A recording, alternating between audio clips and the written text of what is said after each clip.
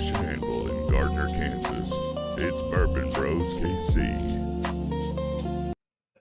Welcome to Bourbon Bros. We are live here at Ash Anvil in Gardner, Kansas. So what are we doing this week? Well, we finally get something out of you. Yeah. You're like, boom, I'm done. Boom. Intro. I'm not talking the rest of the show.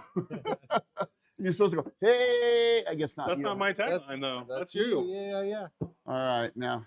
Well, we're here at Ash Anvil, and tonight's going to be a fun night. We're going to smoke a couple cigars during this video, which is fitting since we're here at the Cigar Lounge, and drink some good whiskey here. I don't know anything about this one, so you guys are going to have to tell me about it.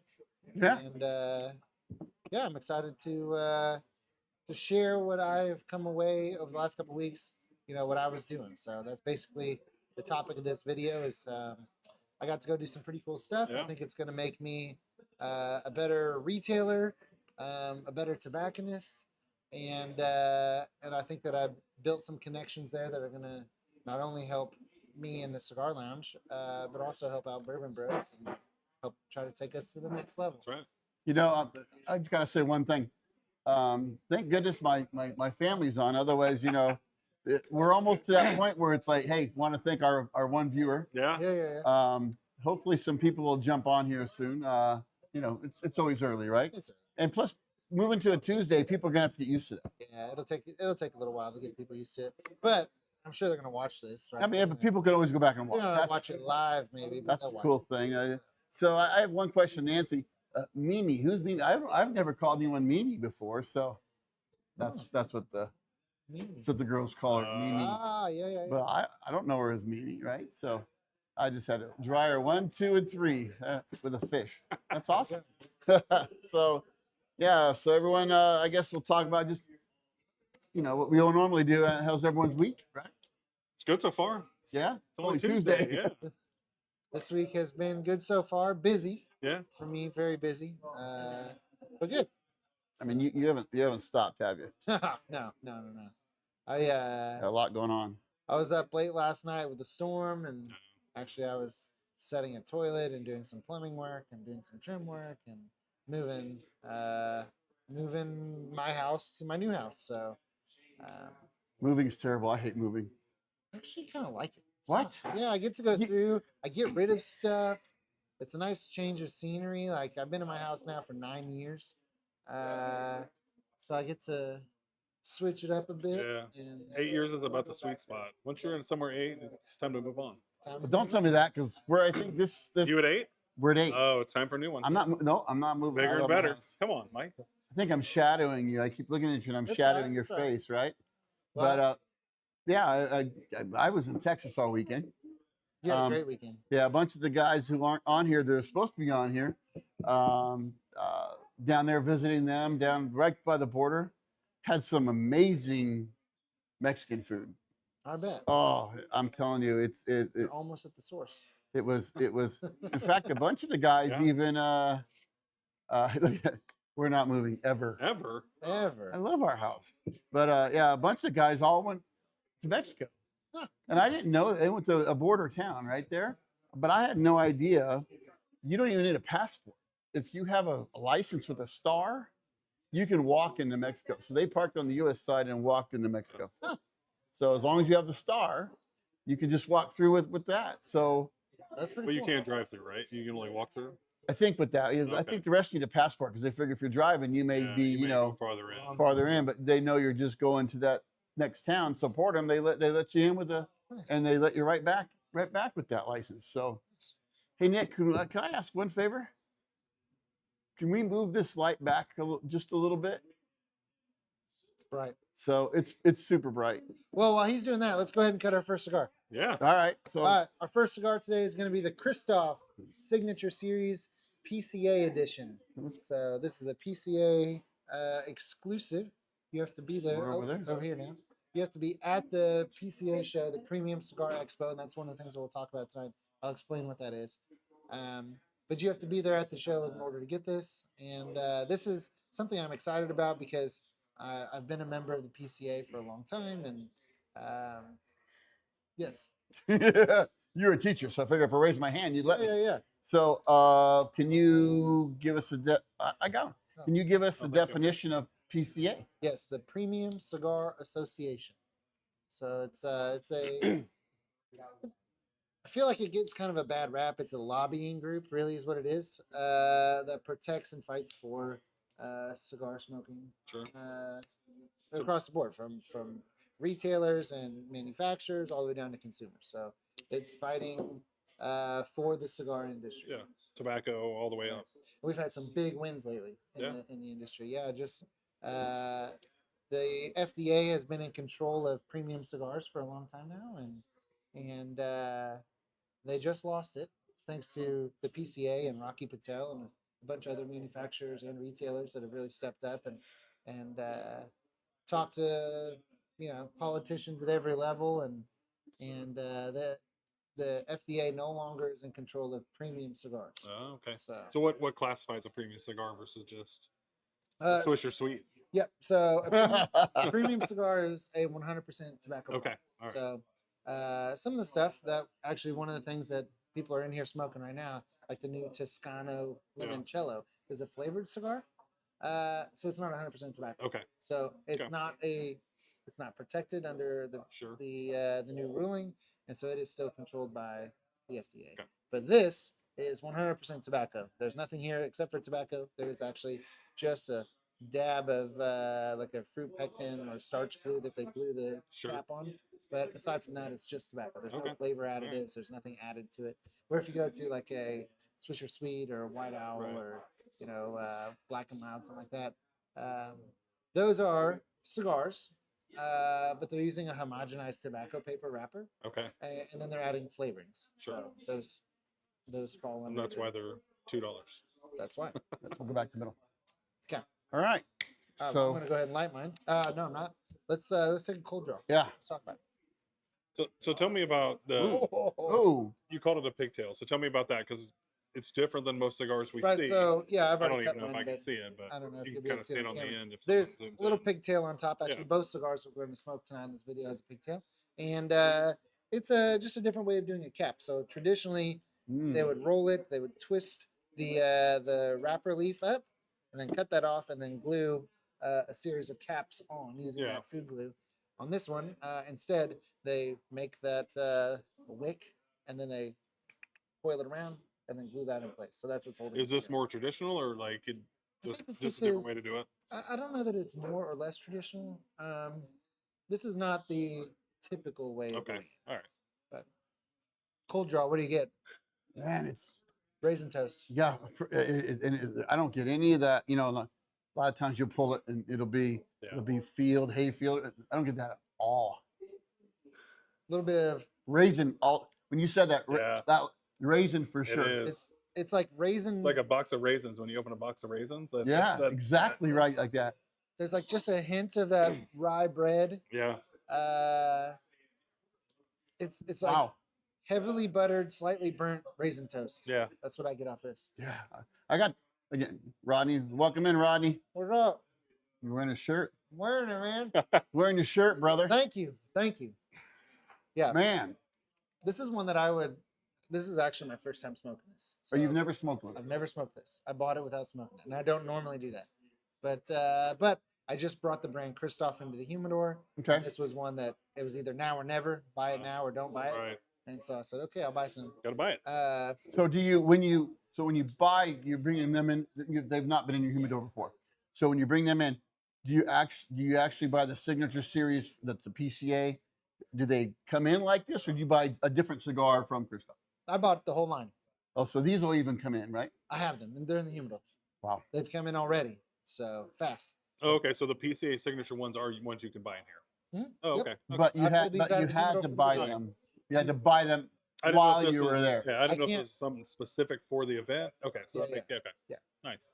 So I'm gonna go ahead and light it. This is one though that I could walk around for an hour just tasting before I light it because it tastes so good. It does. The raisin is just, and it's like right up front. Right. While we're lighting, tell us what we're drinking tonight. Yeah. So I mean, yeah, this is a. For those of you who know Jerry, this is a Jerry bottle. Heath brought a bottle. I'm just kidding.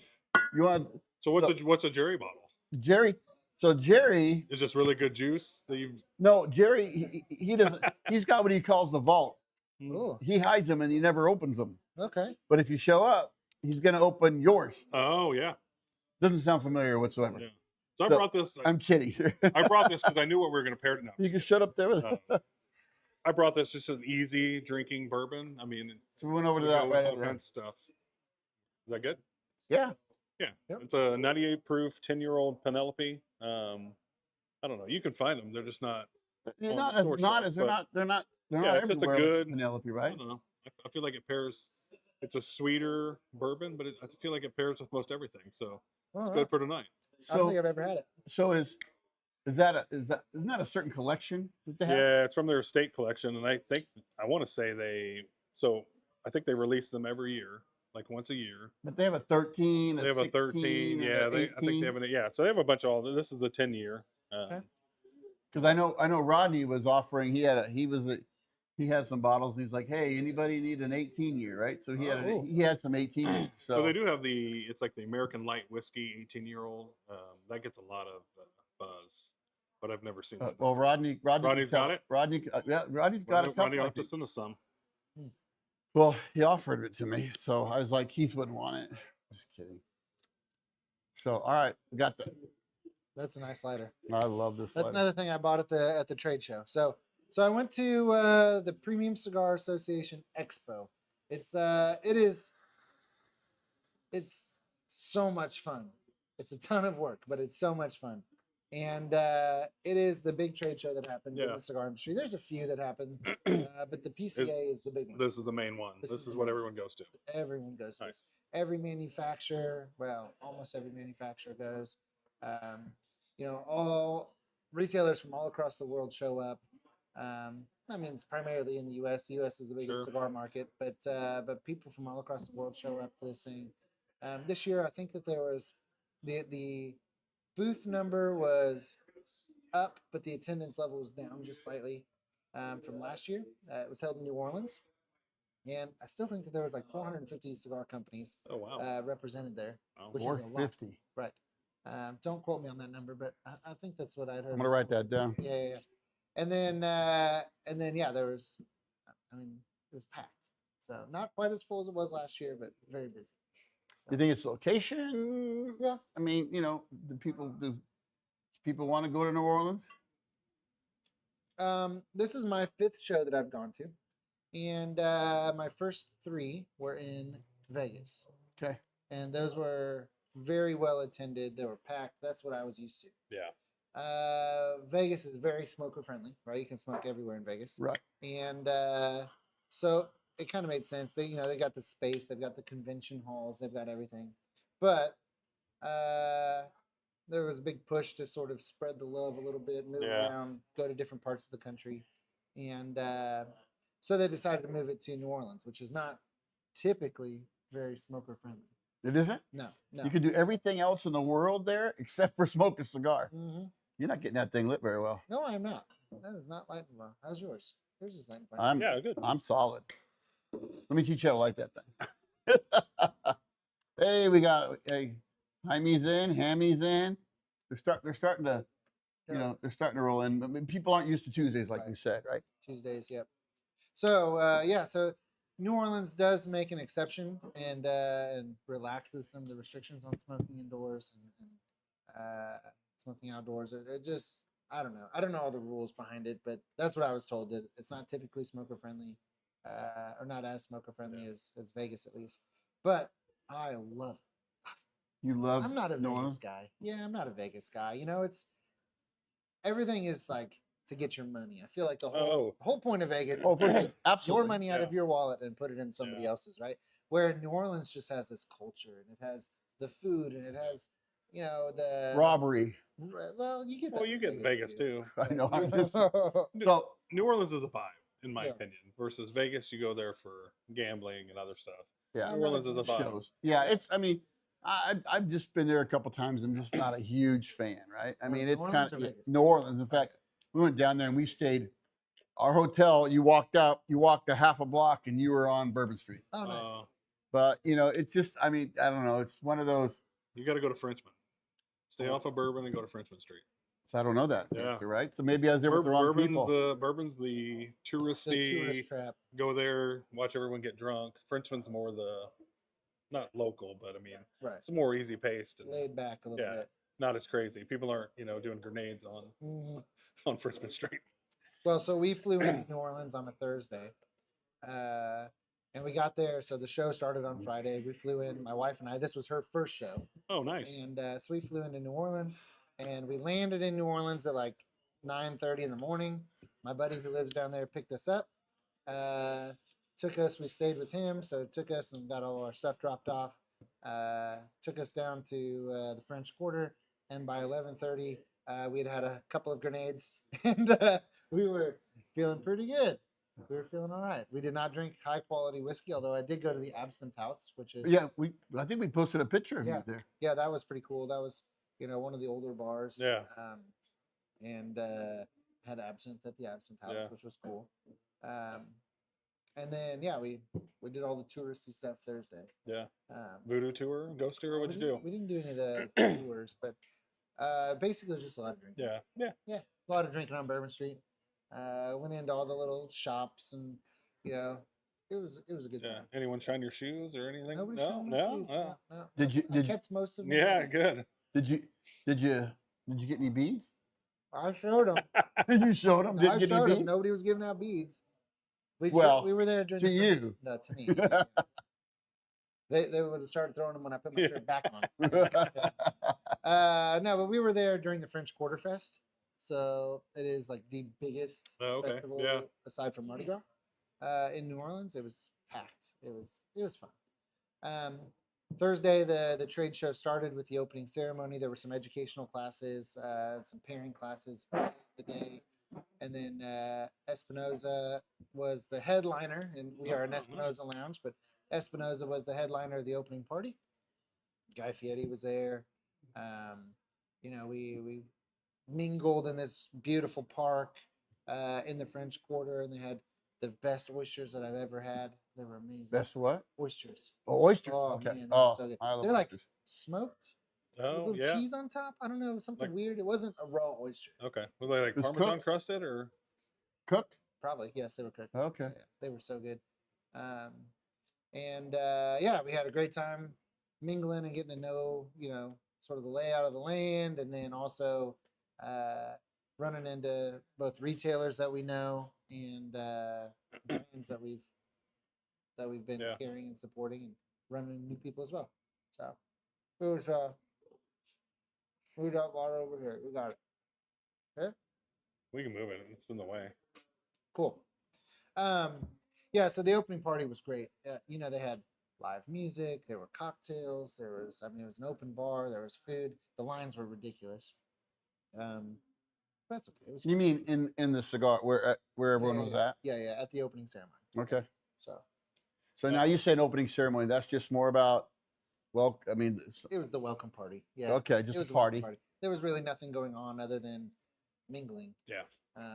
And smoking a lot of cigars, Yeah. getting started and kind of relaxing on that first day before you go into hard work. So Lots of samples, I assume. not that many. No. There were a few. Espinosa was giving out samples of the knuckle sandwich with Guy because Yeah. that's Guy's brand. Right. That is. Yeah, I did not know that. I love that cigar. You Yeah. you it's had good. one last Yeah. week. Yeah. I found one in the locker. It was weird. How do you smoke cigars? Inhale? No, you don't inhale cigars. Most No. people do not inhale cigars. One of the cool things about smoking cigars is there's been studies done by the American Heart Association, by the was it CDC or the FDA? One of those two organizations did I guess it probably was the FDA, did a longitudinal study on cigar smoking, and found that because most cigar smokers are not inhaling, Yeah. 2 cigars or less per day, there's really no change in life expectancy at all. Really? It's So how much longer we have you on the show? we'll see.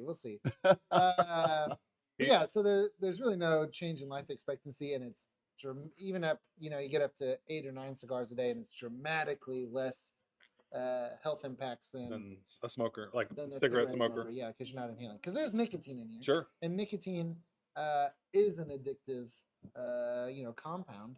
Right. But you're not really ingesting. Yeah, right. Well, just you're through, not- just through the a little bit mouth, in the but you're not saliva. putting it in your lungs, right? Right. And smoking cigars is different than smoking cigarettes. Right. Because smoking a cigarette, the idea, the whole point, the purpose is nicotine, right? And who knows what's in a cigarette? Right. And this is not that. Formaldehyde, No, all they're kinds putting of stuff. fiberglass and Yes. stuff, which cuts the vessels. in Right. your Yeah, the lungs. menthol cigarettes have fiberglass, right? Yeah. And that the idea behind that is to try to make it so you get more of that nicotine into your bloodstream, so that way you smoke more cigarettes. Right. That's not this. This is not addictive. Yeah. George Burns. Yeah. Yeah. Jaime, this is the best lighter that I won't say because my wife's on here that I bought. It's pretty cool. It's awesome. It's pretty cool. It's awesome. I don't mind went out on George as much. George Burns. I mean, yeah, George Burns smoked a cigar every day, right? Maybe that should be a trivia question. Does anyone know what cigar he smokes? Do you know that? I don't know. That's I I'm don't just know. asking. I don't know. I'm sure it's a trivia question I somewhere. don't know. Well, I know. Ty Maybe might know. Ty's a cigar nerd. He might know. But I do not. So Ty. So, or that's a something for our awesome producers and to find Yeah. out. Maybe it's out there. Maybe it's random, but right. Oh, I doubt it. Like he probably had a go something that he liked. I a don't know. stogie. But cigar smokers aren't typically brand loyal. No. No, it's not like cigarettes. If I'm a Newport smoker, I smoke Newports. If I'm a Marlboro Yeah. smoker, I smoke Marlboro. But I feel like cigars are like whiskey, bourbon, whatever. Right. You pick based on what you want for that day. So like we're drinking a lighter bourbon. A little more you don't want fruity, a something little super heavy that like is gonna nothing knocks you out. But Right. maybe You have your you want a your lighter morning one. bourbons. Yeah. Yeah. Right. Your morning bourbon. Yeah. And your evening bourbon. Oh, and cigars. Yeah. You have your morning cigars. cigars. Don't forget to drink your vegetables, kid. That's right. That's right. So Speaking now, of bourbon, this is good. Yeah. it's just really good. I think it actually is better with a cigar. Yeah. Like we were drinking it before. I think it's actually better with a cigar. I mean, we changed glasses for this live too, right? We have the Diamas, so I like these. yeah, you Feel good. didn't this, These are This you was my both favorite. picked this. these are my favorite. This is my favorite. 98 proof. Yeah. No, this is nice and smooth. It's easy to drink. Oh, look at Tom showed up. Right? Oh, look at that. Mhm. You ever heard 10 of to that? 15 per day.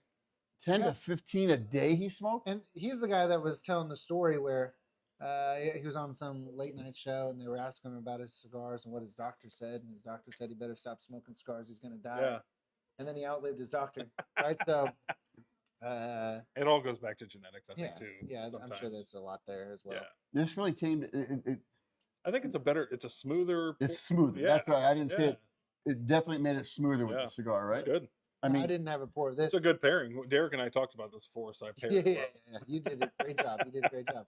I hadn't tried either of these before coming here on live. So that's kind of cool. oh wait, either right? You're I won't say the word. You're a virgin to both of these, right? I am. So I have a bottle of this at home too. So Yeah. I had never popped it. So yeah, it's really good.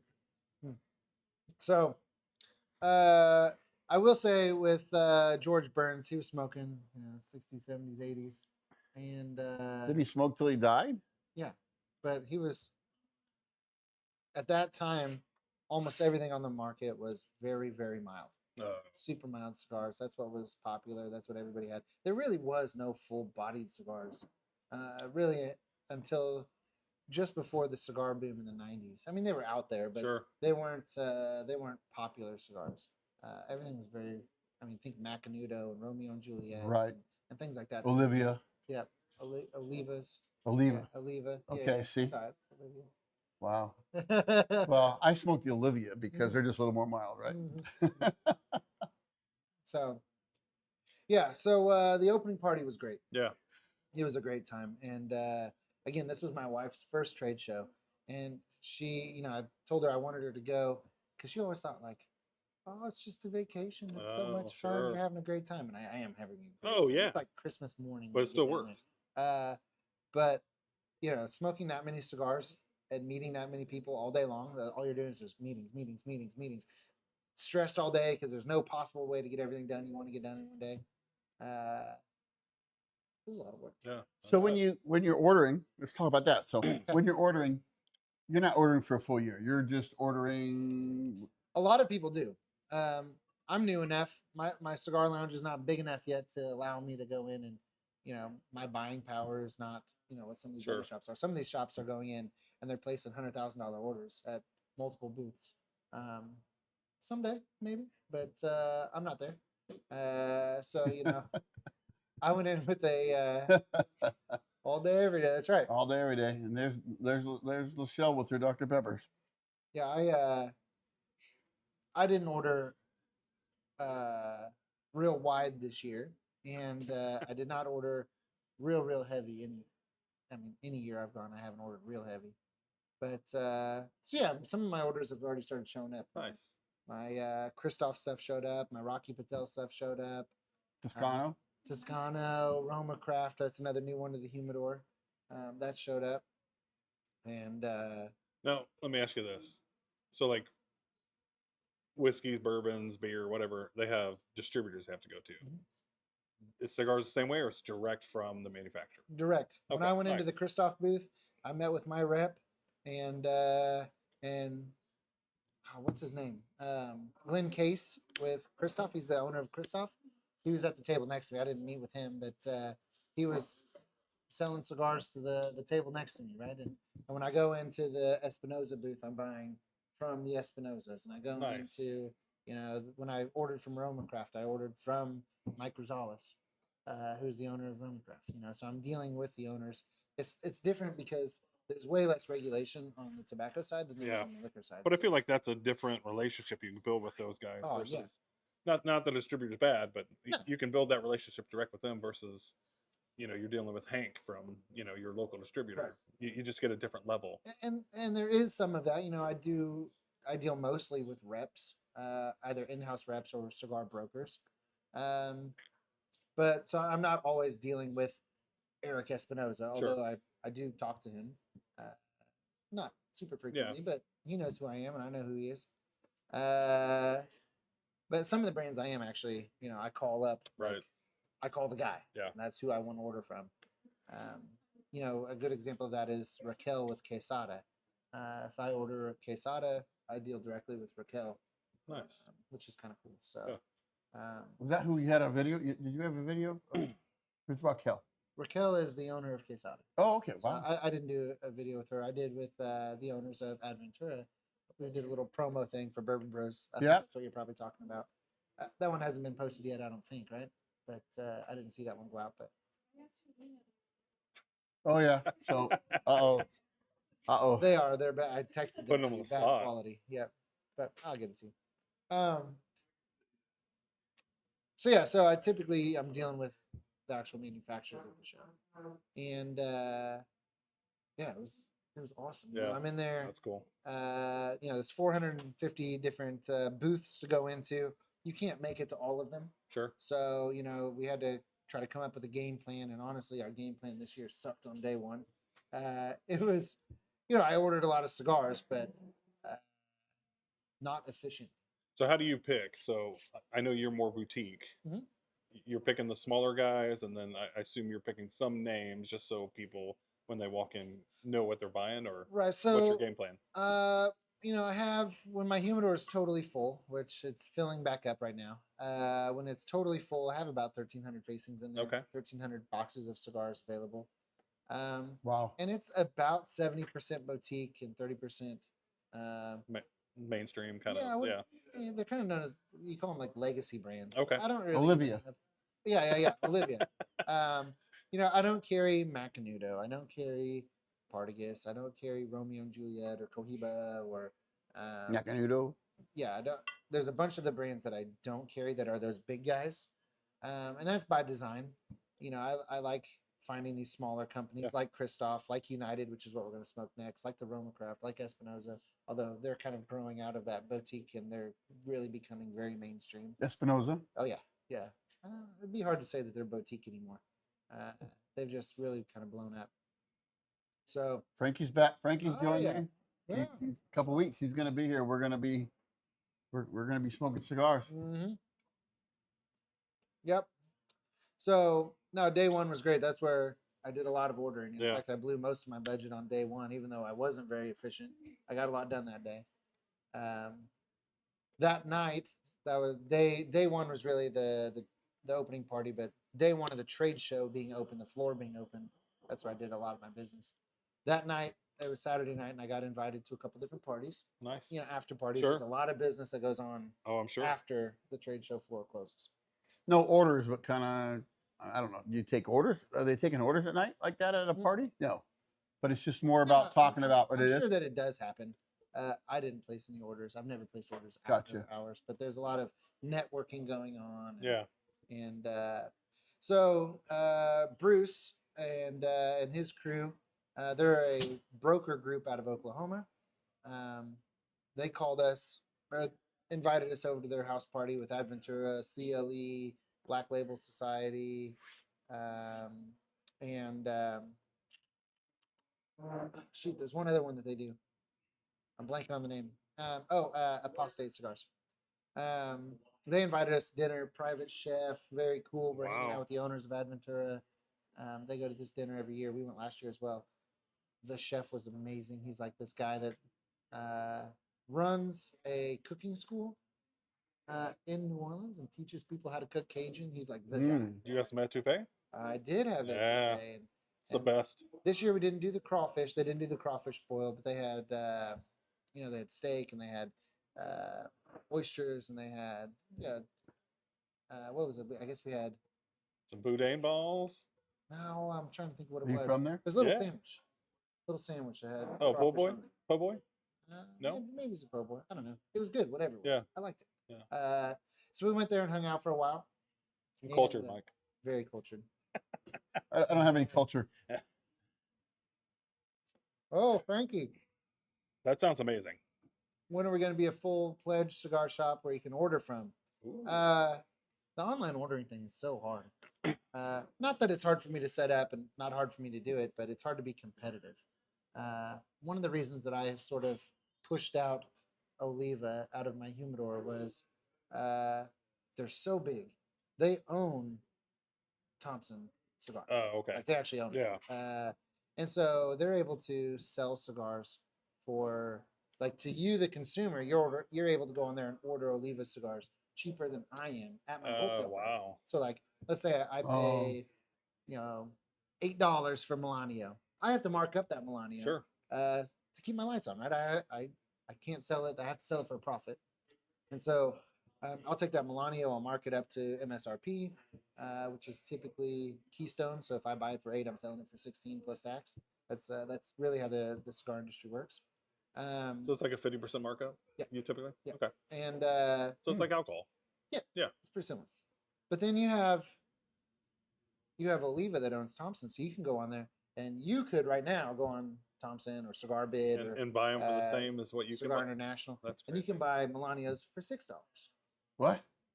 Wow. Like, okay, I'm pulling that number out, but you can buy them cheaper than I can in a lot of cases. Should we be saying this? I mean, if you want to. Yeah, it's fine. It's fine. But why is that? Because they own it. Okay. They don't have to deal with any of the markup. They're yeah. selling direct to consumer, and that's one of the reasons that I don't carry a lot of these big brands Sure. because they own this stuff. Yeah, they can undercut you. And I want to work with the brands, and I want to be a partner. I want them to be a partner with us.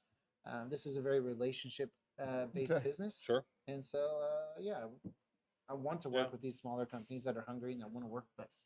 So You mentioned on the street not too long ago that he prices higher online to help you guys. yeah. And so there are brands that sell direct to consumer. Hmm? Oh yeah. Okay, so Amin with Imami Cigars, he does sell direct to consumer. On his website, you can go on his website and buy his cigars, but he actually sells them for more than MSRP on his website in order to try to drive people to the brick and mortar. Okay, that's good, right? Yeah. So, are you gonna get that kind of with the smaller guys like the crafty that you sell? They're gonna try to do that. Mhm. I mean, because like like you said, he wants you to buy it from here because that's a relationship that he has Right. with you. We're building the relationship. We're building the brand. You can't build a cigar brand online. if you go on Right. to a website, it's the same with bourbon, right? They can sell it direct to consumer, Sure. but if you've never heard of it, you're not going to risk your money Absolutely. buying it without having any Right. idea of what it is. It's very, very hard to build a brand online. The big guys do it because they're able to price it so incredibly cheap that you're like, well, $2, I'll try Yeah, it, right? right. But they can do that because they don't have to pay salespeople. They don't have to pay, there's no markup on it. It's just them selling it, right? Yeah, that makes sense. Yeah. And I was talking about I was in Texas this weekend, right? So I took 2 big carry-ons of Amami cigars, Amami and Toscanos, right? So this weekend, and I think almost everybody who's on here, except for Frankie, they were there this weekend. So there was a lot of Amami smoke this weekend Oh, and good. Toscanos, right? Good. So and again, Frankie being he's definitely a Toscano guy. Right. Well, and those are 2 brands that, again, this is a relationship-based business. These are 2 brands that really support retailers and want to be on our shelf and want to work with us, and so that's why we carry them. Yeah, Right? that's awesome. I don't want to carry cigars from people that, They don't wanna care work, about you, right? They don't care about us. So yeah, that's one of the reasons that I go to this show. Yeah. Is to find these smaller brands. I am 70-ish% boutique in the humidor. And again, you just can't find those Right. going online. Yeah. Right? A lot of these aren't available online at No, all. that's what makes it cool. So, yeah. Yeah, I mean, and you come in here, right? I mean, the cool thing is this one thing I love about here, and we've talked about this before, is you come in here and the people working here, if you walk in the humidor, they'll follow you in. Mhm. What do you like? What are you looking for? What's your palate, right? Yeah, that's important to me.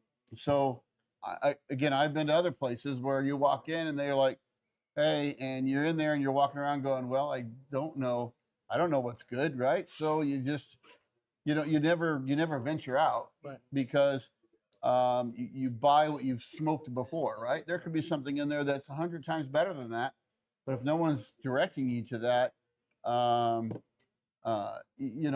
why ever change, right? Right. So So I got started smoking cigars really in 2019. I'd had a couple of cigars before then, but it was really 2019 when I really got into it. Yeah. My dad was on a motorcycle trip, and my mom was tagging along in her car behind.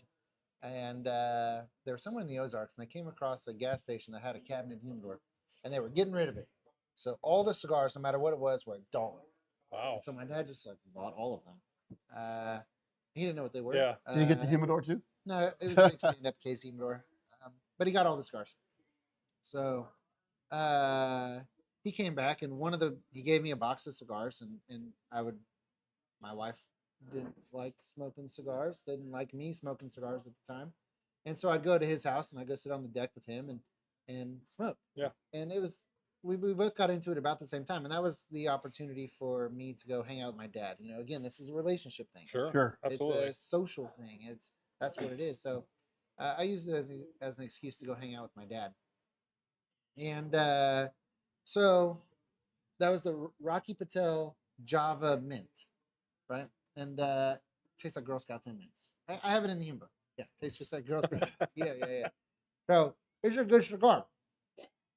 You can't keep that I cannot thing keep for this one nothing. lit. No, you guys are smoking yours fine. This I don't one- know. Mine keeps going out. No, I thought I- it was just because I'm a novice. I haven't gone it. Mine's been going the whole time. But you Yeah. guys are talking. I mean, this Right. is kind of I am Yeah. talking. this is kind of weird, And right? these did just get off the truck and into the humidor. They haven't been in the humidor for very long, so it could be that they are a little off on their humidification level. Yeah. So John, you had a Toscano. Mm. I can't remember which one, but I bought a box and took them down there, right? Mhm. And so what we did was, because people love them, we bought the long ones. We cut them in half Oh yeah. and spread them around, right? And It had a purple ring around it. no, it was a small. It was a small. I know I saw that, but it was a small. Oh Could it have been the mauve from Bad Ash, the vanilla? no, I didn't take that. All I took was Amami and Toscano. So it was a small one, right, John? It was the small little one, right? Just like late in the night. I mean, Well, there was a lot of late in the night in Texas. Huh. Let's just say everything. Everything's bigger in Texas. Everything happens at night in Everything Texas. happens. Well, late. it starts like at 1 o'clock in the afternoon. Right. But yeah, I wonder what that was. The friendships. am I recovered from the race, Mike? I took like 5 steps and beat you. So we had a, if you're on TikTok, you see we did a bunch of content down there, and Rich and Heine, they're short. They're like the short kings. So they're actually the short kings. You know, they're doing barrel picks and things, and so they dressed in the red, white, and blue, even the really short shorts, headbands, and they had a race, and two little guys, legs were just pumping like that. They weren't going very fast, but yeah, it was good. So yeah, it was.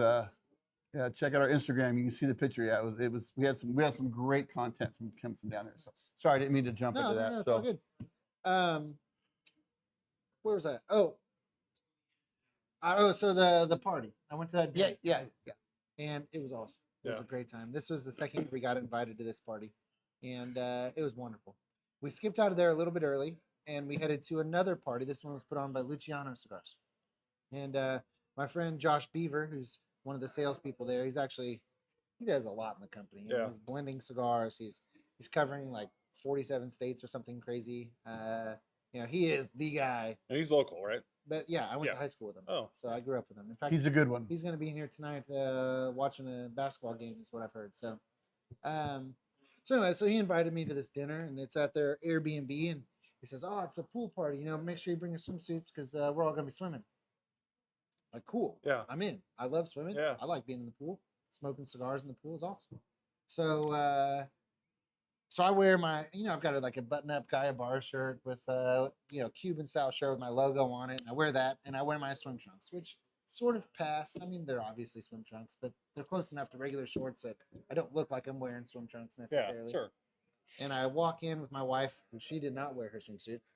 She did bring it, but she didn't wear it. We walk into this house, and immediately I'm feeling very out of place. They're suits and ties, cocktail dresses, very fancy, smoking cigars. They've got their drinks, they've got the food, and here I am in my swim trunks. Like, all right. So I said, "Josh, what the hell, man? You told me this was a pool party. I'm in my Yeah. swimsuit. You should have told me to dress up a little bit." He goes, No, this is a pool party. We're just waiting for somebody to be brave enough to be the guy to jump in the pool. Like, That's me. Yeah, if you we just need somebody to get the party started. Will you be that guy? It's like, serious, you want me to be the guy? Yeah. Okay, all right. I'll be that guy. So I work my way through the party back to the pool, and I strip down. I'm in my swimsuit. Okay. And I launch. You know, you can't use the stairs or the ladder No. getting in the pool. It's like a rule of being a man. You gotta That's right. jump in. The rule. Right. So I launch and splash, and everybody's outside, and everybody turns. Oh my gosh, what just happened? And Ed Trevino, who's the guy, he's the national sales director for Luciano. He's like, "Whoa, Ash Anvil's in the pool, Derrick's in the pool," and everybody says, "Okay," you know. Just, yeah. So it was not a pool party. Did anyone else get in the pool? My wife, her face was the color of your shirt. She did not get in the pool, but she did put her feet into the water, and I swam around by myself for about 5 minutes, feeling very awkward Yeah. and out of place. And so I like sulk out of the pool. I hadn't planned very far ahead. I Yeah. had no towel, right? So I put my shirt on, and I'm dripping and barefoot, you know, squishing around and drip drying, and just made a complete fool of myself. And it's okay, I'm fine with it. But People will never forget you though. no, I was the idiot in the pool. Yeah. So, No one ever got in. No. They probably didn't have suits. No. So here's the next question. Because I know Josh, he's great. Did he set you up? I think he really thought it was a pool party. It was his party. I really think he thought it was a pool party, but it was most definitely not. A pool Did Josh have swim trunks? That I don't know. He did not get in with me. If he would have gotten in, I think I would have been okay. Right. But it was not a pool party. Yeah. So That's okay. So, you know, we started mingling again, and I'm drip drying. Luciano comes up and gives a little speech, and I'm there with the industrial guys out of Texas. It's a great time. And Luciano says, "Okay, we're going to come inside. We're going to do a little rolling event." I'm going to teach some of you, not everybody, because there's too many people, but I'll teach some of you guys how to roll. And I was told, like me specifically, I need to be at this table learning how to roll from Luciano. So, Did you wet some trunks? by this time, they were just damp. Okay. Right? They were dry. You had drip dried enough. I had drip dried enough. Nice. Yeah. So I go inside, and I don't know. I sent you a picture of the bottle of whiskey. Do you know what that was? You I was did. told it was like $1,000 bottle. You did, and I don't. What remember. was it, Mike? I don't know. I don't remember. I don't know. Come on, there's a picture. It was good. It was a good one. Good. It good. went missing. Oh. So Oh, I had not with you. It just went missing. no, it just went missing. It wasn't me. It wasn't me. But Was it like a BTAC bottle? Mike's don't- gonna look it up on the. I knew that it was very exciting that when we opened it, when it was open, Oh, everyone's like, yeah, I'm everyone's down. like, yeah, finally somebody got into it, and I got a little bit of that. But shortly after that, it went missing. Maybe whoever owned the bottle didn't intend on it being out. Oh, Put it yeah. away, but What whatever. happened? There was a big. If you bring it, it's gonna get open. There's a big talk about what's going on with it. Yeah. Where did that bottle go? I don't see it. So, but if I remember, it was a BTEC bottle. In fact, it was. I think it was a Thomas Handy. Oh. Yes. It was a Thomas Handy. If I remember now, yeah, it was a Thomas Handy. So that is a. Yeah. Now, if you find some MSRP, well, you don't really. It was a Thomas Handy, Frankie. I don't remember. But we've learned that the Sazerac 125 is supposedly Thomas Handy. Yeah. So we did again. Got one in the locker. Yeah. It's a great bottle. We did. 34. We did it down in Atlanta. We did, I think it was 14 two-people blinds, so 28 people drinking. A Thomas Handy, $500 bottle. $500. $500. Well, Yeah, sure. Frankie can get it for $500. We did a blind with a Thomas Handy and the 125 Sazerac, and 13 out of 14 Pick the. picked the 40. $39 bottle of Sazerac 125 rye over the Thomas Handy. Wow. Nice. And I did. I was one of them. I mean, because it's a great pour, right? Yeah, and when you're doing it blind, you're taking all the prestige. Oh, out absolutely, Of it, right? It's yeah. just really Yep. truly based on what's in the Yep. bottle. That's what I love about doing that. It's so cool. Absolutely. And we've done a lot of that. So anyway, so I'm sitting at this table, and I'm sitting next to Luciano. It's me, and then Luciano's at the end of the table, and then directly across from me is Marlon Wayans. Famous comedian, did the scary Yeah. movie. Yeah. White chicks. Yeah, he's directly across the table from me. Of course, you're And, going to come up with that one. He's got some of his hype guys with him, his crew with him, and he's cracking jokes all night, and he's rolling cigars, and I'm watching and I'm learning from him, and it was pretty neat. Yeah, It that's was, awesome. It was a great experience. So even with the pool thing, it was a great experience. Yeah, you know what? It's something you'll never. It's a story, like Frankie just Right. said. Love hearing your stories. Yep. Like I said, if it wasn't for Derrick, I don't know if we'd be very interesting. But no, it's something you'll never forget. Heath has a lot to say over here. So He's yeah. I'm coming out. I'm coming out. It's my coming out party. it is your coming out party in living color. Oh, he was in living color too. I think that was his dad. Was that his dad? Marlon Wayans is younger. Yeah, Younger yeah. one. Yeah, it's his dad. Oh, really? Yeah. Well, how many brothers? There's like 3 brothers, right? Tons of them. Yeah. Tons of them. But no, that's super cool though. Yeah, that was Let's see. pretty Which neat. one is his dad? That was kind of the highlight. That night was kind of the highlight of the show. It was just so cool to be invited to these things, and coming out. Yeah. Stay tuned. Subscribe. Make Yeah. sure you subscribe. That's only on Patreon. So Yeah, sorry. that's a different channel you have Yeah. to find. Mm. But no, that's so let's do something between the stories, right? Sure. Let's talk about this cigar. Right. It's a super. Again, you said it's new. It's just coming. You're just getting in the humidor now. I mean, the draw is. Maybe that's why they're going out so much. I mean, the draw is like super easy. Really? What? Easy draw, really smooth cigar. It's got a good draw to it, and it's got a great flavor. It does. It's Uh, smooth too. It's not. And again, the next question is, does the bourbon smooth out the cigar too? Right. I mean, we've seen it with every other pairing we've done, right? Correct. That's right. That the whiskey changes the cigar as well, and we didn't try the cigar really before jumping straight into the whiskey. So It's all good. um, Mike and I were drinking it earlier. there you go. There you I know what you're talking about. go. It's that morning bourbon, right? It's a morning. Yeah. It's more of a lunch. lunch, Yeah, right after early lunch. afternoon Yep. bourbon. There we go. Yeah. Just to get you started. It is, but it's really good. Mine's burning a little weird, and you've seen I've had Yeah. a hard time keeping mine lit, but it does taste wonderful. Yeah. So it's a good cigar. Really, really smooth, easy draw. Tastes really good. It doesn't overpower you. No. No, it's a good one. And Are we ready to get into this one, or are we still staying on this one? I don't know. What are we doing? I don't know. You got Let's more do it. Derek's stories. supposed to You have lead more us. stories, Let's right? do it. I can. Well, I'm put getting that down. I'm getting down here a little far. This is kind of nice. Well, let me finish up the PCA Yeah. by saying it was a great trip. I ran into a lot of people. In fact, a couple of retailers that I met at the show came up from Arkansas last night, and hung out in my store yesterday afternoon. So that was really cool. We're kind of just building Nice. the network and building relationships with people all across the country. One of the things that I worked on while I was there, and I had this set up ahead of time, but it really came from last year's trade show, is I left straight from New Orleans and I went to Salem, New Hampshire, right outside of Boston. I went right outside of Boston on the New Hampshire side. Yeah. And that's where I'm going to go ahead and cut my firecracker here. So I'll move on to the next cigar. This is the firecracker, and it's got a great story with this one here. I'll get into in a minute, but this is a sun-grown Habano wrapper.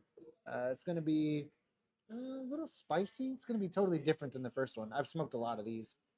It's a short 4-inch cigar, and this is by United Cigars. So Frankie has a question. So, and I've asked you the same question, right? Because I had a couple cigars. I just couldn't. I mean, I couldn't. It was like, having a straw that has a bobo stuck in it, Sure, right? You sure, can't sure. get it to drink. Sure. Yeah, we'll talk about anything, Nick. So, right? You drink a lot of boba? Boba. Boba. So I can't say Olivia, Boba.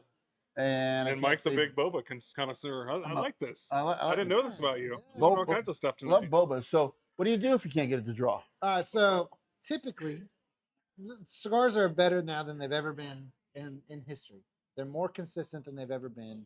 They're better constructed than they've ever been throughout history. So typically, if there's an issue with draw, it's almost always going to be over humidified. It's a humidification issue, typically. That doesn't mean that there's not cigars Yeah, that are sure. rolled incorrectly.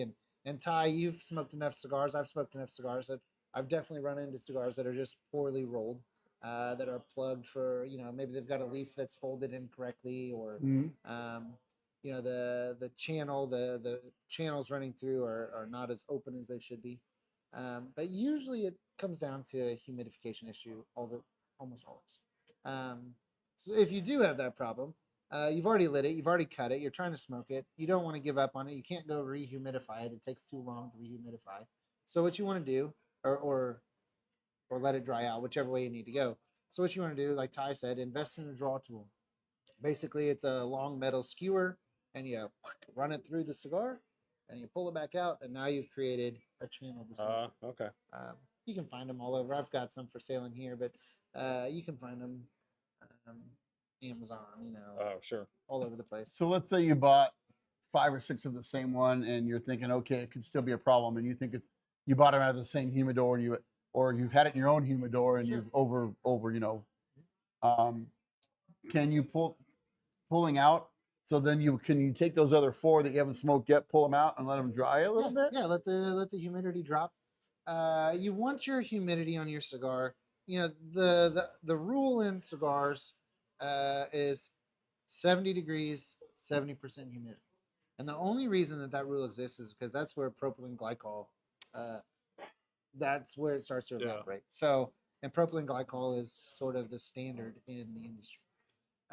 If you're using like active humidification, like I do in my humidor, where you have, a humidifier that's giving off humidity, I like to keep mine a little drier. If I'm using Bovita packs or little different cigar packs, not a tub of propylene glycol, I try to keep mine a little drier. So anywhere between 57, 58% up to 70% is good. 72 is a little high. I would try to get that down just a little bit. You should, like I said, be somewhere between 57 and 70% humidity. That's the sweet spot. So maybe, Frankie, you got them a little bit. Right. Now, the Toscanos don't need to be. Now, those are cured. Those are cured, so they don't have to be in a humidor. right. I keep them in the glove box in case I ever have a Interesting. cigar emergency. Right. So Cigar emergency. right. I'm out and about. I'm the cigar guy. People know me as a cigar guy. I show up somewhere. They expect you to bring They something. expect me to Yeah. have cigars. So in case I forget, I have a couple packs of Toscano in my glove box Nice. just in case. And in my wife's car and in my car. And they never have to be humidified. No. You can. I mean, I keep them. I keep some of them at least in my humidor, and it doesn't hurt them to be humidified. Right. They don't necessarily have to be. Huh. In fact, they're designed to be dried out. Interesting. So yeah, not all Toscanos are that way. Okay. The Brenta is not that way. The Master Series is not that way. But the original, like the Classico, the Antico, the Garibaldi, the Extra Prosecco, those kind of things. The Tuscanellos, the flavored ones, those are designed to be smoke dry. So Rodney, So- welcome in, Rodney. Not Ha- Rodney. Welcome in, Moses. Have you done any torture testing on those Toscanos that have been cured, like to see what they can survive through and still smoke well? I had a pack that was in the bottom of a backpack in my basement, which is not. I mean, it's not really even a basement. It's the lower level of my house, the walkout basement, so it's not real humid down Yeah. there. And it was a few years, and I pulled them out, and they had been bent and crushed a few times, so they were sort of falling apart. So I cut them in half and smoked them, and they smoked fine. Yeah. Not a problem. There you go. If I hadn't crushed them, if I hadn't bent them and broke them, they would have smoked a lot better. But I've had Toscanos where I've been out and I want to share a cigar with somebody. Oh crap, I don't have a cutter. That's the nice thing about Toscanos. You don't have to. You don't have to cut it. But They're if you both wanna- open in. If you want to share it, it is nice to give it a nice clean cut to share it. But I have snapped it in half, and here we go. Well, I will tell you, that's what I did down in Texas, right? Because we just broke them all in half. So there you go, Frankie. So Frankie loves Toscano, so maybe you should just stick with Toscanos. Right? No, there's a whole world out there. You got to explore it. So, like I said, most cigar people are not brand loyal, and Toscano.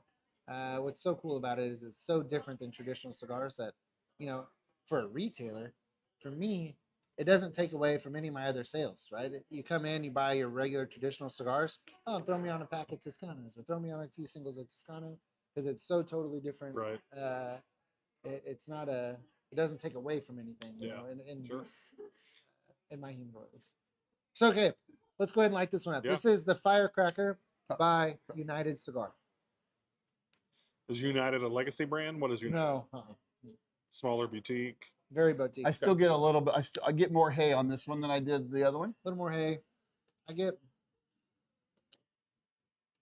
more like an apricot, like a faint dried apricot. A little pepper on it.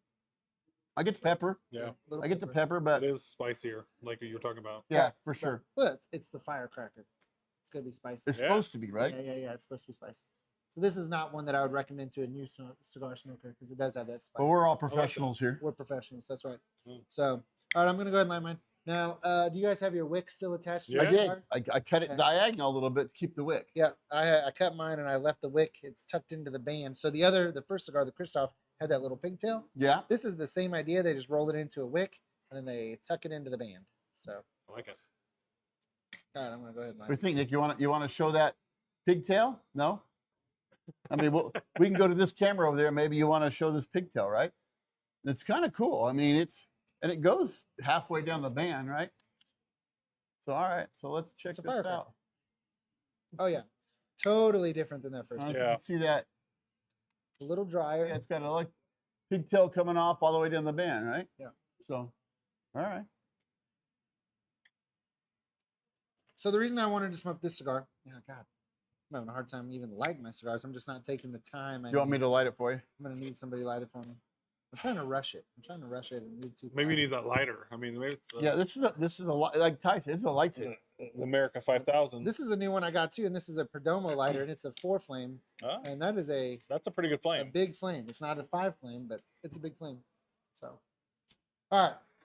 So,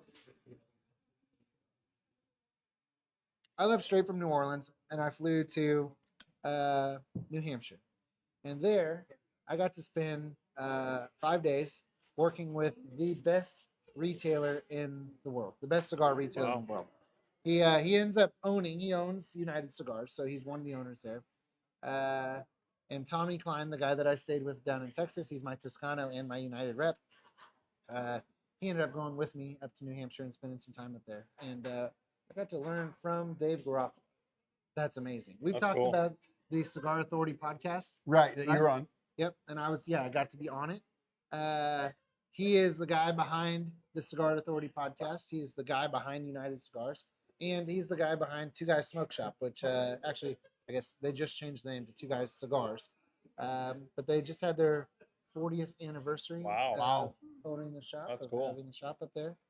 He owns 3 stores and just monster stores. I mean, between the 3 stores, he does like 13 million in sales a year. Wow. So All How kind of much? like Boston, 13. Boston-ish area. $13 million. Wow. I'll be happy when I get to that point. So will we. I don't think I'll ever get to that point. Yeah, so he is widely regarded as the best retailer in the country.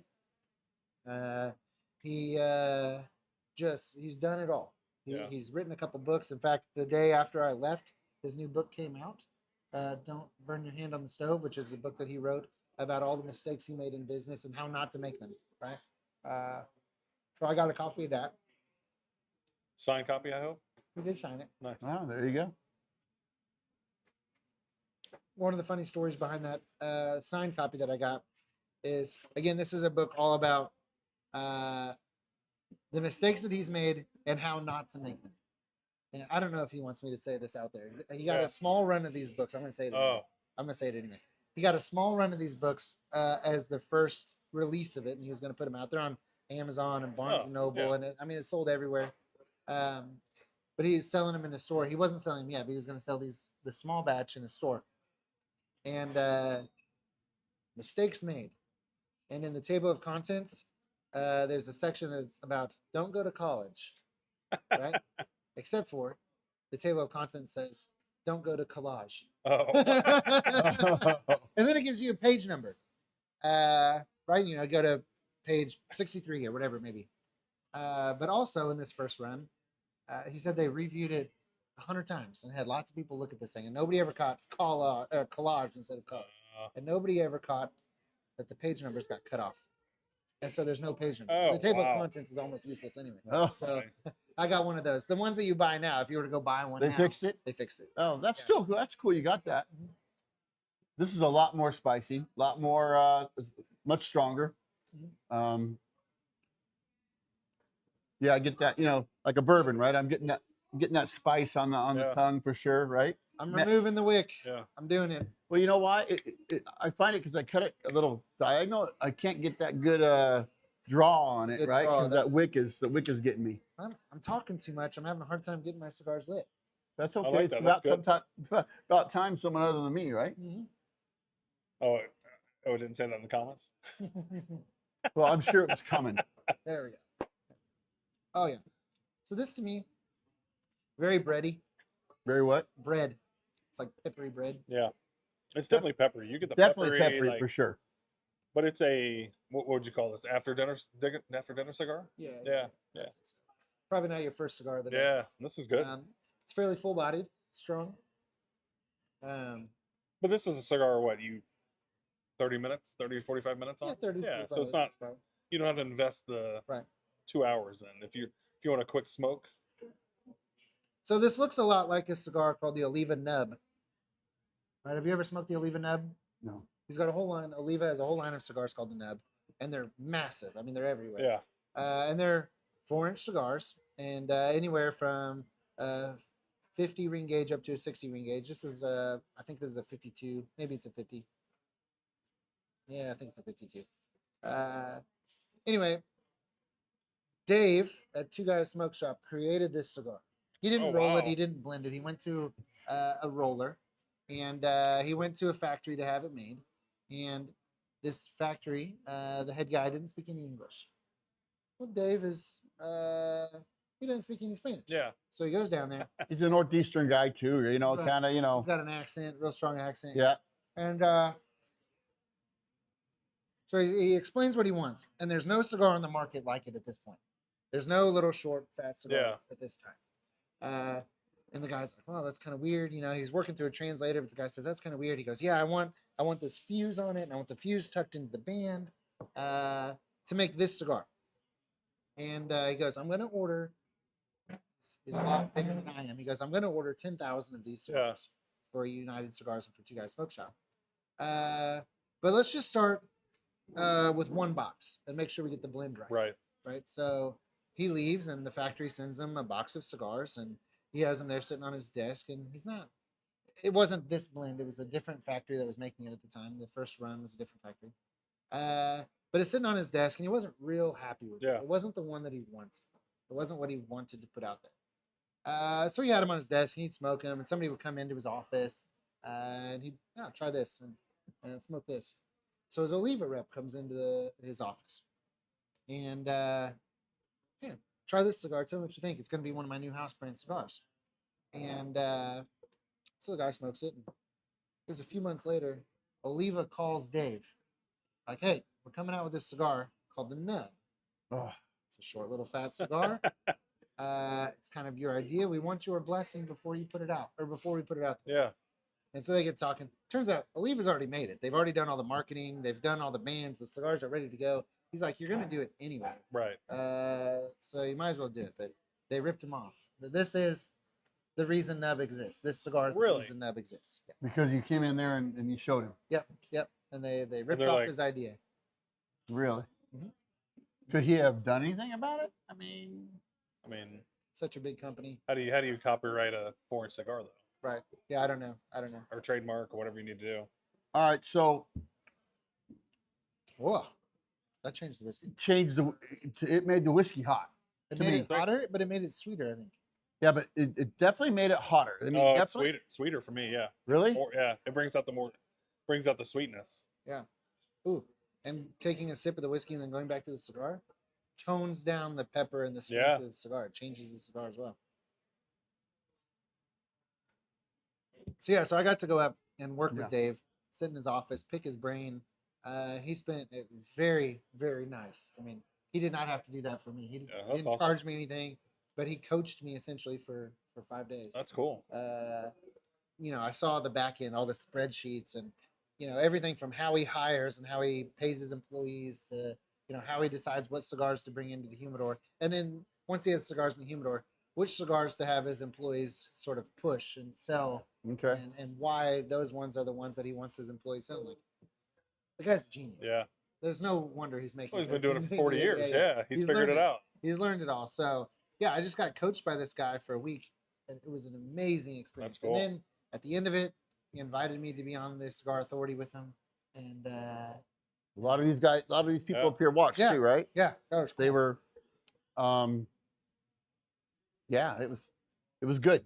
Now to go back a little bit, because he even said on the podcast about not going to collage, right? Not going to collage. And I was in here watching the podcast, and I was sitting next to your dad. And right when he said, "Don't go to college, it's not worth it," Dad looked at me and said, "You don't know what he's talking yeah. about." Different of opinion, right? Right. But Well, I mean, there are certain jobs that you just can't do without having a degree, right? My dad is an attorney. yeah, You right, can't be right. an attorney without going to law school, No. and you can't go to law school without going, to your 4-year college. Absolutely. I Yeah. guess you probably could. I don't know how that works. I'm not an attorney. Maybe you can, but you have to have the paperwork to Yeah, absolutely, absolutely. right?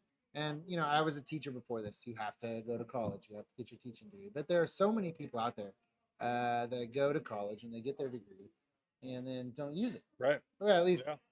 don't. You use the knowledge that you gained Sure. through going to college, but you're not using that piece of paper for Right. your job. What you learn might not. What you could take.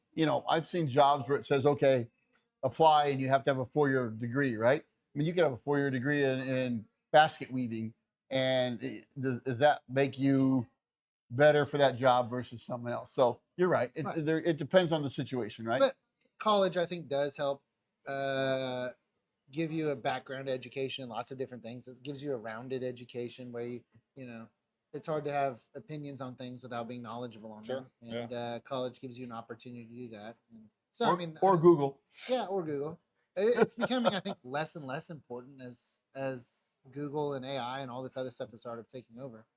So So yeah. So Nick, What's- college? Your view of college, Nick? Depends on the person and depends on what you want to do. exactly, it depends on Yeah. the person. It depends on what you want to do. Yeah, So I will say, I think it's really good how more trades are being pushed now, Mhm. because not college isn't for everybody. Like, but Right. you have to make sure. Well, I'm going to bring you up, but you have, I mean, especially today in today's world, walking out of college and you're 6 figures in debt, and then you go get a job and you're making, let's say you start off making $50,000 a year. It's going to take you a long time to get If that you ever do, return right? back. Yeah.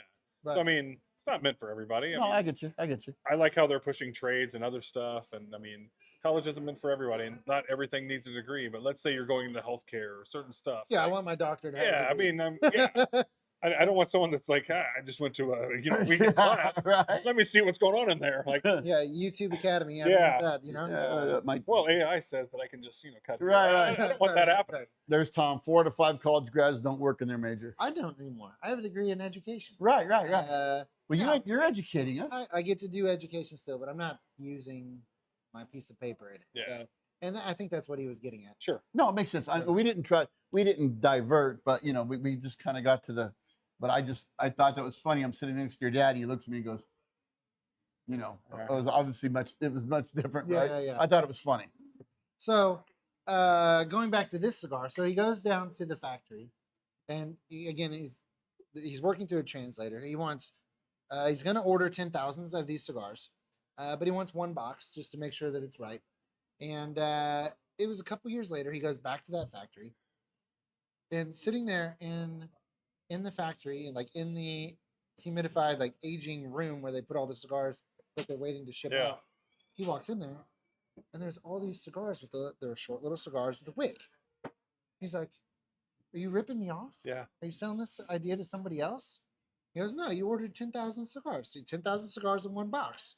I made you one box. I shipped you that, and I made the 10,000 cigars. And then you never ordered them." Oh, And, so there was something lost in translation there. Yeah. Right. So for a short period of time, there Oh. was the firecracker black bomb, and it was strong, and it was peppery, it was spicy. This is this is strong and this is peppery, Yeah. but this is toned down quite a bit. I like this. Yeah, this is good. I The do Black like Bomb- this a The lot. black bomb was strong, yeah. But and I carried them for a short period of time until they were gone. He just Yeah. sold out that 10,000. so these don't exist anymore. These do the original. Oh, the original He ones went to a don't. different factory, moved from a Nicaraguan factory to a Dominican factory, who now makes this one. So I the got same factory that makes this cigar makes didn't blend my house brand, but makes my house brand. Okay. So yeah, kind of cool. Nice. Yeah, they're good. It's good. I mean, but I will tell you, it changes. I mean, just to smoke it alone, it's different than if you have a little pour, right? Yeah. It definitely changes both. Now I don't know if it smoothed it out for me, but it gave me a little more heat on the Really? back, right? So where you guys said you're getting more fruity. Yes. Yeah. I'm not getting really any heat on the back. Well, maybe I'm just weird. See, I Well, am getting more. That's heat. another episode.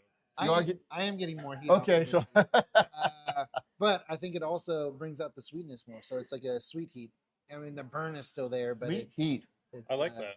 Yeah, sweet heat. Trademark that. Right. Some We're still Buffalo we're Wild still on Wings. college Yeah. probably here. already did. Sweet heat. We diverted. Now we're definitely in the. Hey, look at Andy. Oh, Andy's here. Andy is here. He must be done eating his barbecue. Oh, nice. His priorities tonight were maybe a little. Wow. I'm kidding. Hey, Andy. So yeah, so the first night I got into New Hampshire, and he's got 3 stores. One is in Salem, New Hampshire. One is in Nashua, New Hampshire, and one is in Seabrook. And Seabrook is kind of the newer store, but Nashua is where he warehouses out of. He's got a warehouse, just down the road, and that's sort of like his main store. The Salem, well, I don't even know if I should say that. The Salem store is probably his main store. That's where his office is. That's where Okay. he spends most of his time. But I knew that I wasn't going to be going to the Seabrook store with him. So I thought, oh, okay, I got in a day early. Yeah. Now's my chance. I'm going to run up there. and I got to drive one of the new EcoBoost Mustangs, which was kind of cool. Nice. I've got a story about that. Lots of stories. Lots of stories. But I drove this. I drove up to Seabrook, which is right on the coast. It's right on the ocean, and it's like, I'm not too far from Hampton Beach. Yeah. So I'm just gonna drive over there. The store closed, and I was like, I'm just gonna go see the ocean. I live in Kansas. I don't get to see it very often. I'm gonna go see it. And Hampton Beach, right? It's a vacation destination. Yeah. I get there, it's like 32 degrees. Well, It is a cold, strong wind, and I get in the water because I have to. 'Cause it's Yeah. the ocean. Oh, you did? Absolutely. Yeah. I got in. I didn't like it, but I did. There were signs everywhere saying, "Don't get in, don't Yeah. get in." It's probably like riptides and everything, but I did, and it sucked, and it was cold. I didn't get in very far. I didn't go all the way, but I got in the water. you did a lot there. I mean, we got videos. I mean, you had your own tea party. Yeah, my So- last day, I went into Boston and did the what I call the Freedom Trail. Yeah. And saw all these historic buildings, where the Boston Massacre happened, and where John Adams and Paul Revere and the founding fathers sort of birthed the Boston Tea Party Sure. movement, and where really where the revolution began. It was there in Boston, Right. and I got to go see all this. I saw Paul Revere's gravesite and John Adams' gravesite and Mother Goose's gravesite. That was pretty cool. Really? She was a real person. I learned that on this I did trip. not know that. Yeah, Mother Goose. It's not just You remember her, was- Mike? There's yeah. There I was- don't remember her. I was born just after Just that. after her? Just after her. I want to say I read the little plaque. I read all the Yeah. little plaques along the walk, and it was, I think what it said was like her daughter was an author and would write stories about her. And Huh. So she was Mother Goose. I don't know that was her real name, but that was Mother Goose. That was kind of neat. I went to the Sam Adams Brewery there. How was that? I'm not really a beer guy. Yeah. That was awesome. Yeah. I had a beer right there, and tasted great. They're still an independent, right? And that's where the not distillery, but that's where they make it. And that's where the you could throw a rock and hit where the Boston Massacre happened, where they first read the Declaration of Independence out to the general public. The first time the public heard the Declaration of Independence, it was right next to this little, I don't know if it was a schoolhouse next door to Mark Twain. That's right. No, it was right next to this. It looked kind of like a schoolhouse, but it was a building that they did a lot of the planning. Oh, okay. Sure. Just so much history. And then the walk, I walked to the Constitution, Old Ironsides. Yeah. I got to go onto the ship, which was kind of cool. Oh, that is cool. And I went and found a little grocery store and bought some tea. And while I was standing there, I threw the tea in the harbor. Figured I had to do that. And then I ended up at Bunker Hill. And just what a great city with all this history. And this walk was amazing. I can't wait to go back and do it again. That's cool. It was so cool. I'd never been to Boston before. So that was. It's a cool town, but I was just there, and I went to a football game, Buffalo Bills against them, and I had no idea of any of this, right? It's like a 2.5 mile walk. Well, I'm out. There's a trail. There's like bricks that lead the way through, and you just follow the bricks, and you see all these historic That's sites awesome. and all the little plaques, and it takes you into the museums and out of the museums. And I guess I'll have to go back. So Yeah. Bourbon Bros hit the road, yeah. right? Yeah. Any of you are welcome to join us. Oh, Right? fun. Yeah, maybe not in December. That's probably a good idea. It wasn't. Always windy. Was it windy? It wasn't real windy, No? but it wasn't real warm either. Yeah. I was in New Orleans and I packed for New Orleans. Oh, yeah. Knowing that I knew that I was going to New Hampshire, but it was mostly shorts and t-shirts, so I had to go buy a hoodie because I didn't Oh, bring yeah. a jacket, so I Yeah. went and bought a You hoodie. get one said Boston. No, I went to the thrift store and bought a cheap one because I was being cheap. Yeah, I could take a scooter. I have my own scooter too. Can you scooter it? Sure. Okay. Now, did they have the route where like Paul Revere wrote? Yep. And you went to the little church that he, warned everybody, and then they lit the light, and that signaled the next light to light, and it kind of let everybody know that the British were coming. So we followed along that. It was just a great trip. So this is we're talking stories about your trip. That was kind of what we planned on this episode, talked about the cigars and all that. But this starts off with this whole trip is all about cigars. It's a cigar trip. But at the same point, what you get to see as a lounge owner and a bar owner, it creates lots of cool memories, right? Oh yeah, I mean, one of he doesn't know it. And he probably doesn't know who I am, although I've met him a handful of times. Nelson Alfonso. He's the guy behind Selected Tobacco, Atabey, Byron, which are my two favorite cigars, Bandolero. He's the guy behind, and these are ultra premium cigars. Sure. Some of these are $60, $70, $80 cigars. Wow. They're perfect. Everything about them is perfect.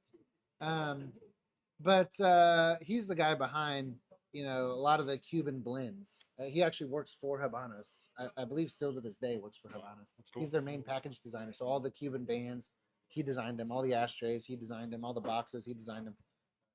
Plus, then he's a blender, and then he makes his own cigars. They've been made in Costa Rica, in a factory in Costa Rica. But just about a month ago, he opened up his own factory in Madrid, Oh, wow. Spain. So, Really? Yep. And so I went into Cuban Creations. Maybe I shouldn't have said where this was because the story doesn't start off real great. They had an event on that Thursday night. I got into New Orleans. This is down in the French Quarter. And I got down there, and my friend Tommy is running a Red Anchor event. So Red Anchor cigars are owned by United. Great cigar. It's the oldest cigar brand in the world. They're the ones that invented the cigar bands that all these cigars have on them. They were the first ones that put a band on their cigar. They weren't the first ones that make them, but I think our first live in Ash Anvil, it was an Anchor cigar, right? You said all the cigars used to have no bands until they said, how do we differentiate? Yeah. right. And they put a band on. They put a red ribbon on it, and that was the first cigar band. And I don't think so. I think they are still illegal, right? They are still illegal, yes. Although maybe that changes here soon. There's a lot of talk about some stuff going down with Cuba, and if that happens, I imagine that the embargo will be lifted. But there's still a Cuban embargo. Okay. Well, again, we're just talking cigars, and are they any better than like a craft cigar that you have today? No. Right. No. I don't think so. The cigars that come out of Nicaragua, the tobacco that comes out of Nicaragua, is so influenced by the soil. Really, the tobacco anyway. Sure. It's so influenced by the soil and the weather and how much sunlight it gets, and it's really not. I mean, yeah, it's what type of tobacco they're growing. It's very similar to tomatoes. Right. Right. Tomatoes are also nightshade. They have nicotine. It's a very similar plant. And think about the tomatoes you buy in the grocery store versus the tomatoes you buy at the farmer's market, or the tomatoes that you grow in your own backyard. Absolutely. Homegrown tomatoes are so much, so much better than what you buy at the grocery store. And that's because the soil is better.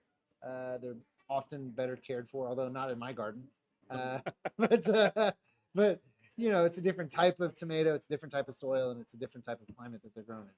And tobacco is very similar. So Nicaraguan tobacco, there's 4 distinct growing regions. There's Ometepe, there's Jalapa, there's Esteli, and there's Condega. 4 distinct growing regions in Nicaragua. And each one has a different flavor characteristic or strength profile characteristic. And then you go into Dominican cigars. Well, Dominican and the Dominican Republic, the soil is more or less the same.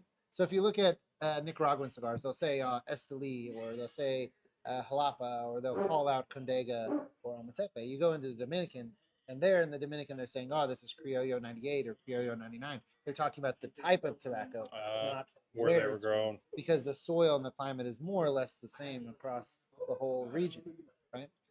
You go into the Connecticut River Valley, and you have Connecticut and Pennsylvania and broadleaf that's grown up there.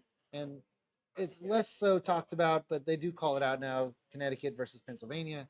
But it's a different expression of tobacco. You go into Cuba, and it's a different soil composition. It's a different climate. And so you get a different expression. It's not better. It's not worse tobacco. It's just different. Yeah. What ends up making Cuban cigars different is the way that they roll. Right. And it's not as good. All the best rollers have left Cuba. All the best blenders have left Cuba during the when the government came in and took over everything. They fled. And Okay. so Cuba lost everybody. So you get less experienced rollers. Not all of them are less experienced, but in general, you get less experienced blenders and less experienced rollers in Cuba. So you get less consistency with Sure. Cuban cigars. Also, Cuban cigars are Cuban puros, right? They're not getting tobacco from Nicaragua because nobody's selling It's all- Nicaraguan yeah, tobacco to Cuba. it's all Nobody's Cuban. selling Dominican tobacco Okay. to Cuba. So it's all Cuban tobacco, which gives a different Sure. flavor profile. It's not better. It's not worse. Do people still chase Cuban cigars like they used to? Yeah, it's still. Is it just because you The- can't get them? The uneducated cigar smokers tend to chase Cubans. And I like Cuban tobacco. There's nothing wrong with it. I like Cuban tobacco. It tastes good. It's got sort of a floral note. It's like a spicy floral thing. It tends to be mild. It like everything about it is right in my flavor profile, my preferred flavor profile. But I don't chase it. There's no reason to. There's Right. better cigars coming out of Nicaragua. There's Yeah. better cigars coming out of the DR. There's better cigars coming out of Ecuador. Costa Rica, and even in the U.S., there's better cigars coming out of Tampa, right? But it's taboo. You can't get it. So Yeah. everybody. So that's why people I want want it. it. Yeah. So Frankie, this is the Penelope Estate collection. This is the 10-year single barrel. So it's good. It's definitely it's a lighter, easier, Yeah. more of a floral. So and look, John's ready for Cinco de Mayo, right? So Oh yeah. a little Tecate with Oh, maybe we should have some tequila tonight. Oh well, next time. yeah, we didn't think about that, did we? Mm-mm. And Frankie, I asked Derrick when he got back because I saw the question when he was on that. He didn't have his cowboy hat on. I will tell you, he said you tried, I right? tried. I tried. I put my headphones on, and then I put my hat on. I was like, no, this is gonna look stupid. So I had to ditch it. But Yeah, we should have had okay. That's right. We should have had a little bit of tequila shot. Next year we got it. We won't forget next We year won't forget next year. when we have 10,000 subscribers, right? Yeah. Yeah. So now this is done. You had some great experience. I mean, It was we were living vicariously through you, right? I mean, it was Right. super cool. You were gone, of course. We had a live without you. like 15 days I was gone. That was a long time to be away from the kids, and Yeah, no kidding, right? That was but you had an experience though that again, we'll go back to this. You had some experiences that started with a cigar. Right. Right? I mean, if you wouldn't have been doing what you're doing right now, you never would have had that, right? Nope, So never would have gone. cigars are just creating, that's a cool thing for you, right? Absolutely. And us, right? Because look at we're smoking cigars that we would have never smoked, Yeah. Mhm. never thought to smoke. Right. So, it's definitely, again, this has been a journey for all of us, right? With bourbon Right. and cigars. So it's very cool. And You know. It's so cool because I'm still learning about it. We're all still learning about Absolutely. it. And there's so much to know, and there's so much to learn, and I love it. Yeah. So, when we were down in Texas this weekend, and there was a bunch of guys that were local. And by the way, I met somebody. I was introduced by Rodney, introduced me to a guy who lives down in Texas, and he has a bar, but he has a small humidor wall, and he sells about 45 cigars. Mhm. And Rodney's like, "Hey, Mike, tell him." So I have his number, and by the way, he's going to reach out because he's looking to open a cigar lounge Yeah. down there in I can't say the town because I don't remember how to say it. But he wants to come up here and look at your place and Sure. talk to you about how you do it, right? I'd love to So, talk. Again, I'm a talker. so it turned into that, right? Right. So again, this is turning into just more content, Yep. more experiences, more helping people out. So And I tell people I'm not an expert. I am learning. I don't know that I'll ever be an expert, but I'll talk about what I do know, and maybe a little bit about that I don't know as well. But I'd love to talk to whoever this is. And yeah, I got his. Again, he showed me, like I said, there's not a lot of people down there that have that. So he has about a 45, and he's not much craft either, right? So Sure. I brought up a mommy, I brought up things like that. Maybe there's opportunities to get, some of that craft, right? I mean, and move it out and go into other Right, places, right? right. So no, and a couple people I was talking to down there, they loved the Bourbon Bros KC premise of we're not just talking about bourbon. Right. You know what we're doing is we're creating, you know, we're creating education and fun, and hopefully everyone enjoys this. About, you know, we're pairing cigars with bourbon, right? So we're not one or the other, right? We're hitting on both. So people really enjoyed that. So, and as you can, when I was down there, of course, I'm pushing, you know, people to subscribe. So Sure. we got some subscribers down there from this too. So yeah. Yeah, one of the things that I used to tell when I was teaching, I would tell my students this all the time. I taught Earth and Space Science, which I love it. Rocks, space, the weather. Like I'm into it. That's, you know, I have boxes of rocks. I'm currently moving, and I have boxes of rocks that I can't get myself to get rid of because they're cool and they're my rocks, right?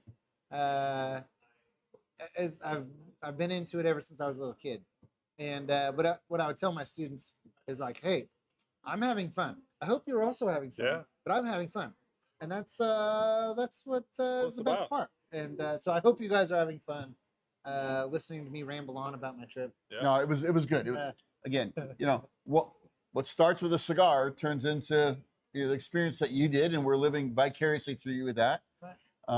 Yeah, so it's Well, very maybe not cool. next year. So the PCA Expo is open to cigar manufacturers and retailers. And that's it. You can't be a consumer and go in. You have to have a tobacco license. But they have started letting media into the trade show. So next year, Bourbon Bros KC PCA trip, Well, we're down. I mean, where's it at next year? Vegas. Vegas. Back in So Vegas. Yeah. I mean, that'd be great. Go live from Vegas. Yeah.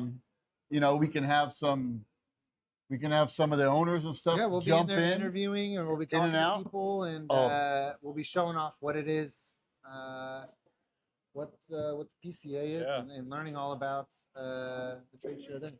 So that'd be really cool. Yeah, that'd be awesome. So now again, it's, you know, it's just us growing and where we want to go, right? So, you know, they keep putting in there. Remember to subscribe. I mean, I know probably everyone on here is subscribed, Probably. but keep pushing people, right? I mean, you know, there's those magic numbers sometimes that help us grow. Yep. And tell all your friends. Yep. You know, so no, thanks for all that. I mean, Yeah. Again, we could sit here all night and tell stories. Oh, I could talk all night. Yeah. But I got lots of other stories too. we're live tonight. So let's talk about next week. So next week, Before we move on, Frankie asked a question. sorry. How's the atmosphere for cigars in the heat of Texas with the temp and humidity? Right, so it's going to be dry. Yeah. Right down in at least in southern Texas, it'll be dry. I'm not real familiar with the temp and humidity. I've only been in Texas a handful of times. But one thing that you might run into smoking in a dry climate is your cigars may tend to crack. Right.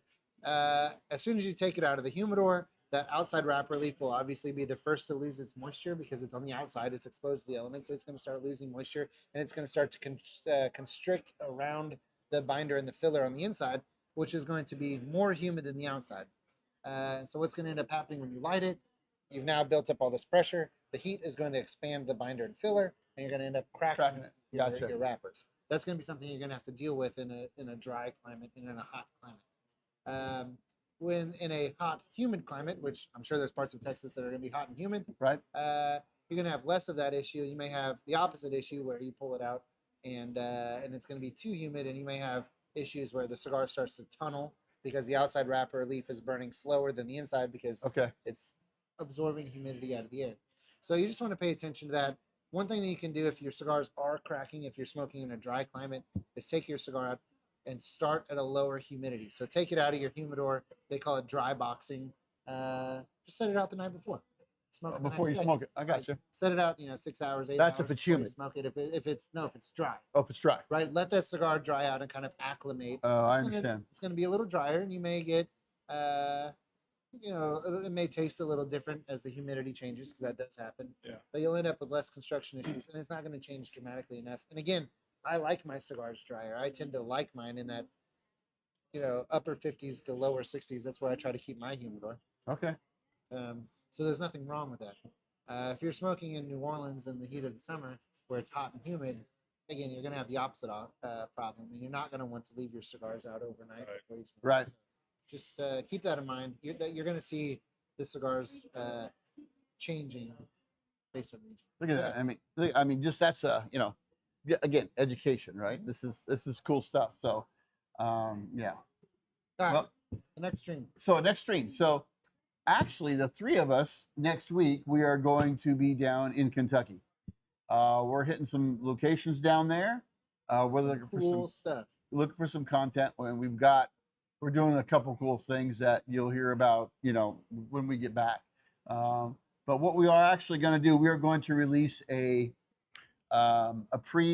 episode, right? So a pre filmed episode. We'll drop it again at 6:00 next Tuesday, because Tuesdays is our day again, and we're going to. It's cool. So, we sit around all the time. Believe it or not, we all sit around with everyone behind the scenes. We're like, what can we do? What can we do? What can we do?